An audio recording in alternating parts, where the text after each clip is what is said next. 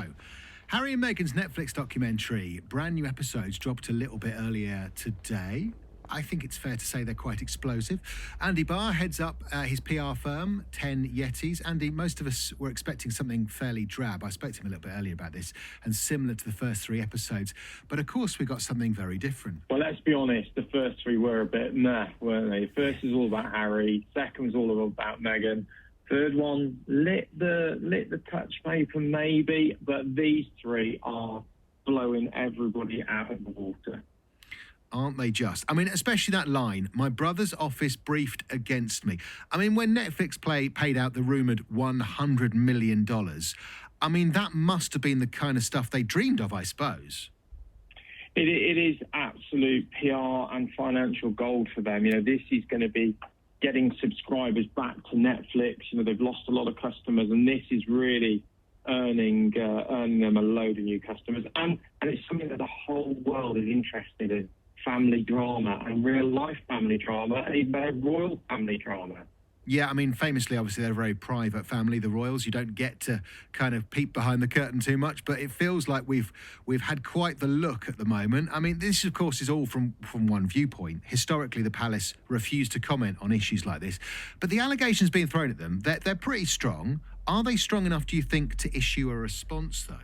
I would be really surprised if they do issue a response. Let's look at the history of it. The only time the palace have ever really responded to any of this is around the accusations of racism, and the Queen was very diplomatic about how she addressed that. Now, at the minute, as I kind of look at it, I think the royal PR machine is winning, and they're winning because they're saying nothing, never complain, never explain, and that's what they're doing.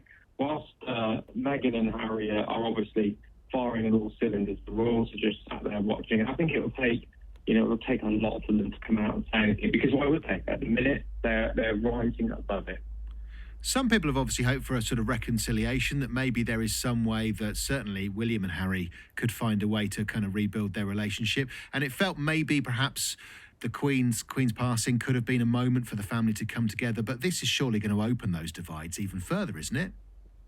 Well, the UK public, you know, we've never wanted brothers to get back together more than when Grant and Phil split up on EastEnders. But, you know, that's where we're kind of at. We all want it. And that, you know, that's the truth. As a nation, we don't want to see all this sort of global dirty linen being washed and aired. It's terrible. We do want them to get back together, but I just don't think it's possible. They're in two totally separate places, both, you know, physically but also mentally. And I think whilst Harry's chucking brickbats like this, I just can't see it happening.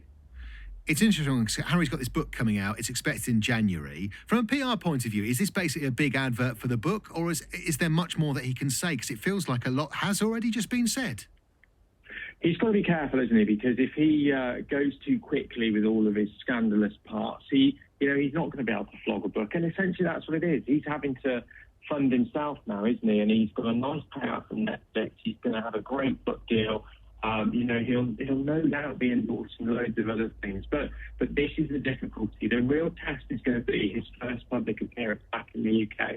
Now, I carried out an entirely scientific Twitter poll to see where people are kind of thinking from my few thousand followers. And you know what? People are kind of turning against him. So I think if he comes back to the UK and he gets booed in his first public appearance, which I think is a very real thing that might happen, I think it's going to really regret some of his actions. It's an interesting one, because if somebody gives you $100 million, they're going to want some dirt. You're kind of going to have to be controversial, aren't you? So wasn't this always going to be the outcome? I think it was. I think if you look at the history of the pair of them, you know, they did the Oprah Winfrey show and made the accusations of racism, which was the huge bit. And now today, the huge bit is that William shouted at him. Well, I'm from Liverpool. I've never had a family meeting that hasn't ended in shouting. And the dad, you know, King Charles is now alive.